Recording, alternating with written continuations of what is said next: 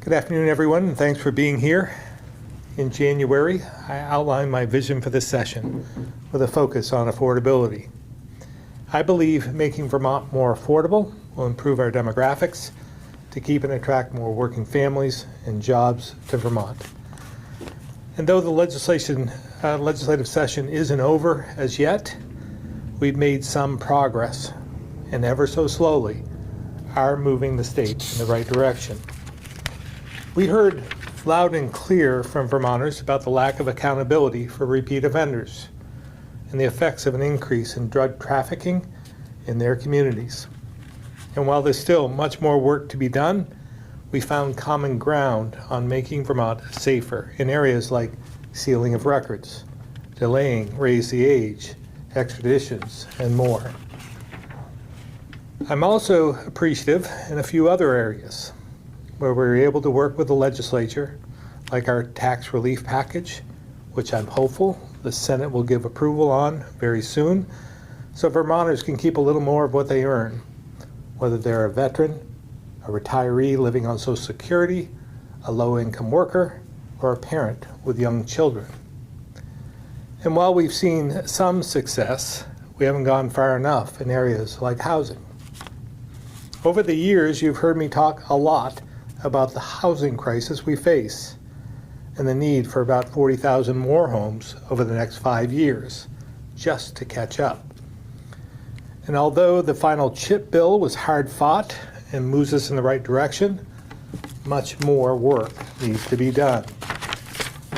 By failing to pass meaningful regulatory reform, we will continue to see housing costs rise because it's too slow and too expensive to build in Vermont.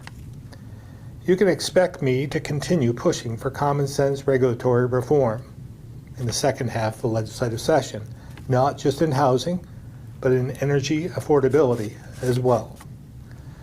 I also believe there's a path forward for education transformation that most agree is needed this session. And I appreciate the Speaker and Pro Tem's commitment to finding a bipartisan compromise for both the House and Senate.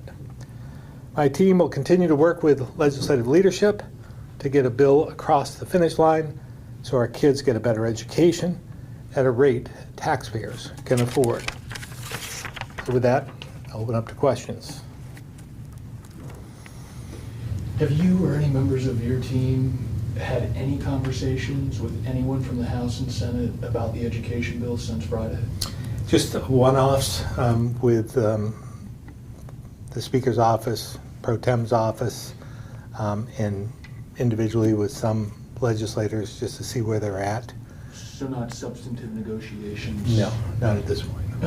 The plan is, as far as we've been able to understand, is that the House and Senate conferees will resume their talks on June 12th. Do you have any concerns about the fact that they're... I have some concerns. I think the longer it's drawn out, the more opportunity for us to get to where we were before. I think it really does need some work on an ongoing basis right up until the end. I just don't want to see us get into a position where we ended up last Friday, where we were just at a standstill in some respects and getting sloppy in others, just trying to get a bill across the finish line. And we have some time now. I think we should take that time to get it right. And do you see yourself playing a role in making that happen? Well, we don't control the legislature. Obviously, it's their process, but we'll continue to be there and advocate for it and try and shepherd it along as best we can. What's the chance that nothing happens this year, that everybody walks away empty-handed? Well, if you want to count the calendar year, I would say that's slim because we're going to keep coming back until we get a bill. So I said that from the very beginning, and I will continue to say that. So, but I believe there's an opportunity to get something done and accomplished that we can all live with. I know I asked you a similar question last week, but talking with someone on the conference committee, they said one of their disagreements that they met or a standstill was they kind of came to the conclusion that, okay, we can start the foundation formula FY29, the 2029-2030 school year, but what do we do in the meantime to help property taxes not continue to rise? Last week you said 4 years was something that you would not be able to stomach at all, but it seems that is a conclusion, at least as of Friday night, that they had come to. I was just wondering on your thoughts if that's what they do end up delivering to your desk timeline-wise. We'll see. Again, we'll have to look at the whole package, but as I said before, it can't live with 4 years. Has to be something under that. You alluded in your opening remarks to regulatory reform in Act 250 for the second half of the session. I think this year there were interim exemptions, which I believe will be sunsetting next year or the year after. I mean, specifically, what will you be focusing on or pushing for Act 250? Yeah, just all of the above. I mean, we need to extend those exemptions far past what we have today to give some consistency to developers as well. So we'll be pushing for them and along with others. In state law, there's already the process that's set forward where we're determining these new tiered structures to incentivize development where we want it and protect places where we don't want development. That's already moving forward in state law. How do you square, I guess, your advocacy or your want to keep pushing forward with Act 250 with this process that's already in place? Yeah, I have some concerns about the different tiers and what you may be describing as where we want it and where we don't. And I would advocate that those in rural communities would like some housing as well. And I think there are some in more metropolitan areas that would say that's where we should have the housing. We should have it right where it is today. And let's leave the rural areas of the state more pristine and undeveloped. And I think we should listen to the rural advocates. Back on education, one proposed solution to the problem of lower spending towns, districts seeing their taxes increase, is allowing district voters to vote to spend up to 90% less than the foundation formula. Are you amenable to that? I think we have to come up with something that doesn't punish those low spending communities. I think there's some other pieces of that need to be integrated, but we'll have those conversations as the week passes on. But we just want to make sure that we're not creating a problem in the future either. But we have to prevent the punishment of those communities that have just done out of necessity had to spend less, and we certainly don't want to see their taxes go out of control, rise to that level. So are we looking at a double-digit property tax next year, do you think? And can you assure Vermonters that we won't be looking at that for the next 2 or 3 years? Yeah, I can't say that. I don't know what's going to happen until the December letter comes out. I would say that none of what we're doing right now is really going to have a positive impact on the rate of increase in property taxes. So again, I just forewarn everyone that what we see in the December letter may not be, and if we get something passed, we can't expect instantaneous relief. If the U.S. House passed budget stands, then Vermont's going to lose out on anywhere between $7 and $25 million, I guess, on SNAP benefits. Up to 13,000 Vermonters could see their benefits reduced or eliminated.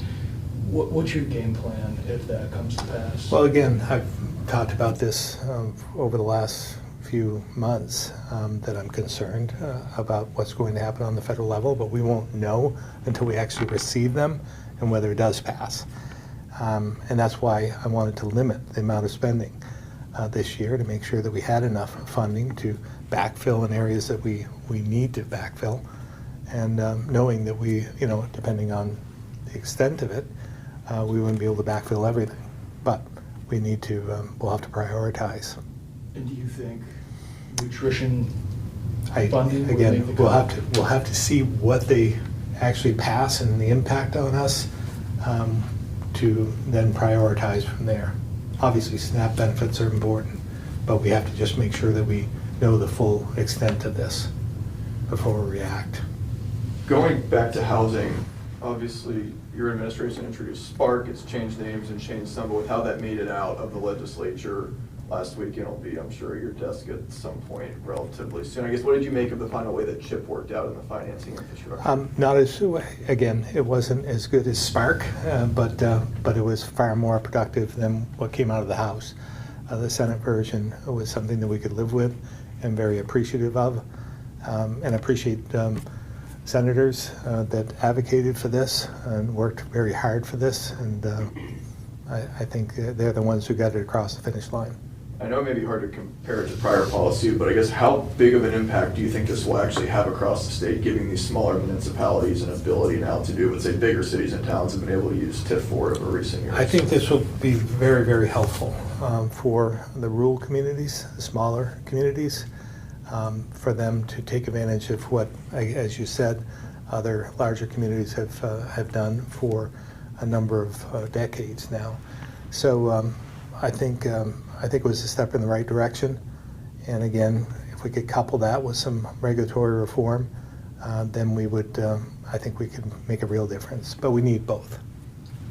The House and Senate approved a bill last week to cap the price of outpatient pharmaceuticals at hospitals starting January 1st.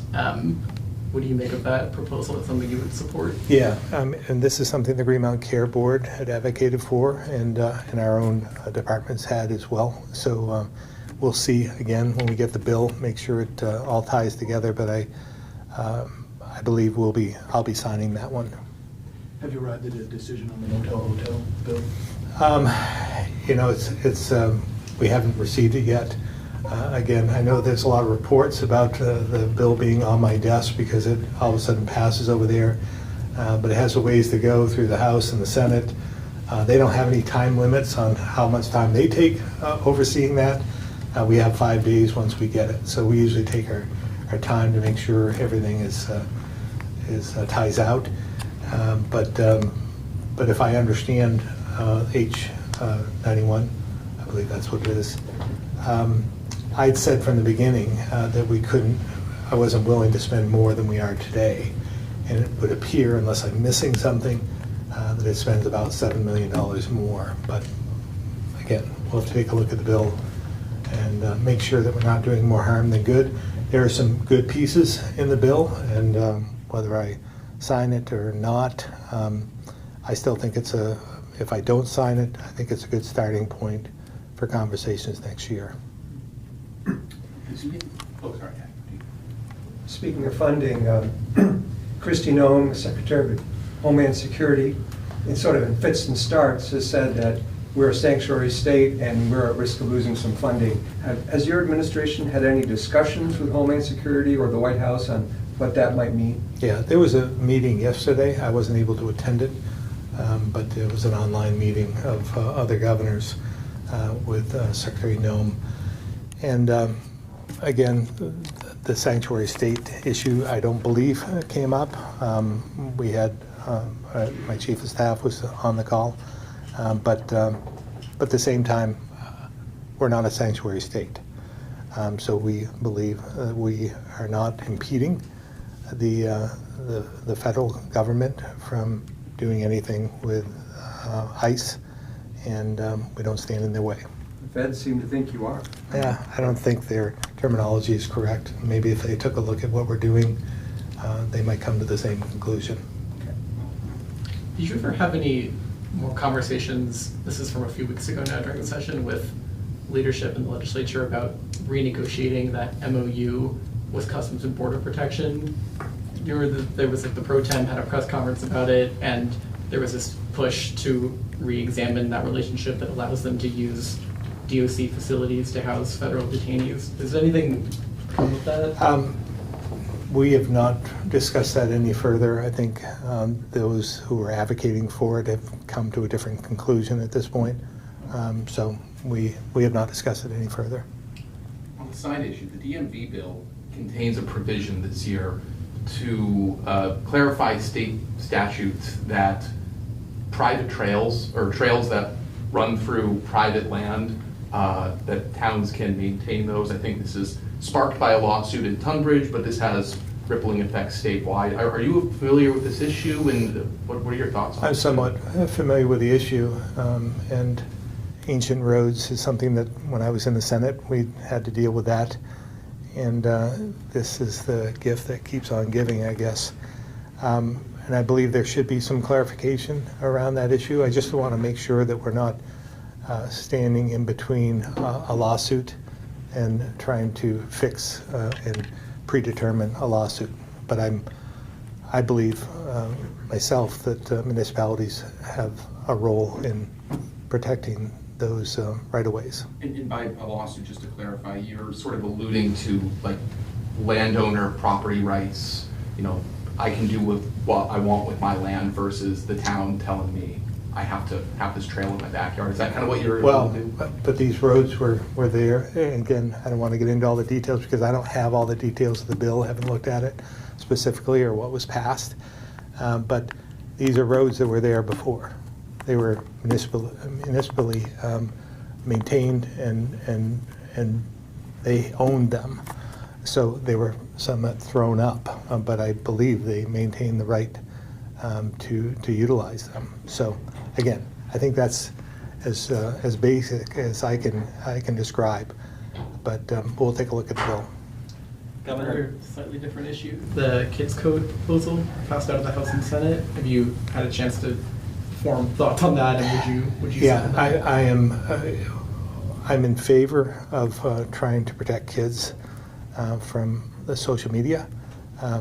There is some concerns about First Amendment rights there, and so we want to make sure that we're at least aware of that. But it looks like they put in a delay in the time frame, which may allow for some of those lawsuits to work their way through the courts.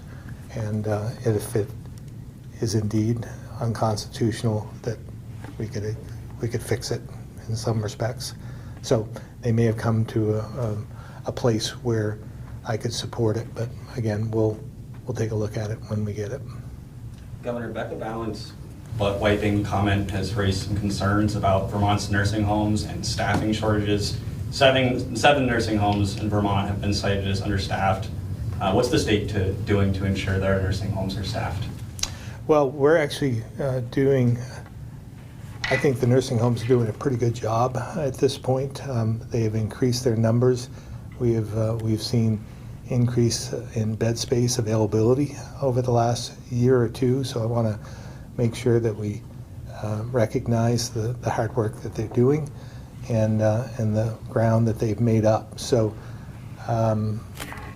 again, we're facing a workforce crisis in every single sector, whether it's healthcare or education or in transportation or in the trades. It's everywhere. So the only way, as I said earlier and said in my remarks, we need to turn our demographics around, and I think one way to do that is to provide housing as well as make it more affordable in Vermont to live here. Any thoughts on the choice of words? I thought it was a poor choice of words. All right, we'll switch over to the phones now. Tom Davis, Compass Vermont. No questions today. Thank you very much. Thanks, Tom. Keith Whitcomb, Rutland Herald. Hi, I was just curious, kind of a broad picture thing. Just with all the issues Vermont's looking at and we'll be looking at in the next couple of years, has there been any thought to are legislative sessions long enough to get the work done in the time we need to do it? Is anybody talking about that or thinking about that, or maybe I'm the only one? I don't know. I would advocate that they have enough time. They just need to use their time wisely and make sure that they're efficient in what they are doing on a daily basis. But again, we have no control over that. In terms of this session, it may seem like it's longer, and it is, but in years past, I think it was when I was in the Senate, we went to mid-June one time, so it's not unusual. And this is a big deal with education transformation, and if we need a little extra time to take care of that, we need to take it and make sure we get this right. Thank you. Back to the room for any final questions? Global Foundries just announced a $16 million investment at plants across New York and Vermont, one in Essex Junction. Your reaction to that, and then also, do you have any more specifics on how much of that money would go to the Essex Junction plant? Yeah, I don't know the distribution of that. It's really good news for us here in Vermont. I did speak with the former CEO yesterday. He's taken on a different position. I don't remember what that exactly is, but I had a conversation with him, so it is good news. There is the CHIPS funding that is now paused, and I think we're going to have to reapply for that, but I feel pretty good about making our case to make sure that we get our share in terms of trying to help some of the businesses, Global Foundries in particular, here in Vermont. The New York Times reports a declining fentanyl coming through the southern border. I'm wondering if Vermont is seeing either less supply yet up here or climbing prices in fentanyl. I don't know, to be honest with you. I know the overdose deaths are declining across the country and here in Vermont. That's great news. But at the same time, I don't know about the price, and I don't know about the quantities and whether they're related or not. I'm just curious, going back to November, obviously you campaigned a ton on helping what you were calling common sense lawmakers get elected to the State House. I know education still has to happen, potentially the tax credit package, but I guess looking back over the past 5 months or so, how would you say this session is compared, working with lawmakers compared to the supermajority they've had in recent years and earlier in your governor career? Yeah, no, I think it has been working out better from my perspective. They're asking our advice, having us at the table, and really trying to listen to the balance, or the new balance in the legislature, particularly in the Senate, where it's much closer than in the House. So I think Vermonters will benefit from this balance we've seen, rebalancing of the legislature, and they can't just push something through without any input from the other party or the executive branch. Do you plan to be as involved on the campaign trail, recruiting, campaigning for candidates as you were this past year? I think it's too early to talk about the next election cycle. I was just sworn in about 4 months ago, so we'll bask in that for a while and then talk about the election. So you are running for governor again? No, I didn't say that. I said it's too early to talk about the election cycle. So we'll see what happens in the next year. So you're not running. My last question, just as we enter the last month of the fiscal year, I'm just curious, since typically a BAA is signed, I know there was some stuff in the budget, but were there any strains or anything you noticed this year not having a BAA compared to most prior years? As we Yeah, it was difficult for us to manage the cash in some respects, but as I said before, I knew we could get through it. It was difficult from our perspective of our agency heads, secretaries, and commissioners to work our way through that. But again, finance and management did a great job. Sarah Clark helping as well to get through managing our cash. And so we got through it. Thank you all very much.